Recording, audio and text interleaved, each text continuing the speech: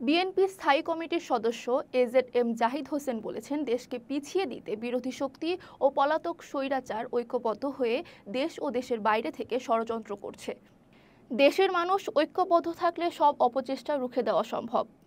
শুক্রবার সকালে diploma engineers association এর নবনির্বাচিত আহ্বায়ক কমিটিকে সঙ্গে নিয়ে শহীদ রাষ্ট্রপতি জিয়াউর রহমানের মাজারে শ্রদ্ধা নিবেদন শেষে এ মন্তব্য করেন তিনি। সম্প্রতি বিশ্ববিদ্যালয়গুলোর ছাত্র সংসদ নির্বাচন সম্পর্কে বিএনপির স্থায়ী কমিটির সদস্য বলেন, জাকসু নির্বাচন নিয়ে অনেক প্রশ্ন উঠেছে। জাকসু নির্বাচনে শুধু ছাত্রদল নয়, বিভিন্ন প্যানেল নির্বাচন থেকে সরে দাঁড়িয়েছে। তাতেই বোঝা যায় সেখানে কোনো কিন্তু আছে। তিনি বলেন, মানুষ নির্বাচন ব্যবস্থার উপর আস্থা রাখতে চায়, কিন্তু যারা নির্বাচন প্রক্রিয়ার সঙ্গে জড়িত তারা যেন এমন কিছু না করে যাতে মানুষের আস্থা নষ্ট হয়। প্রতিদ্বন্দ্বী দলগুলোর নির্বাচন বর্জন করতে হয়।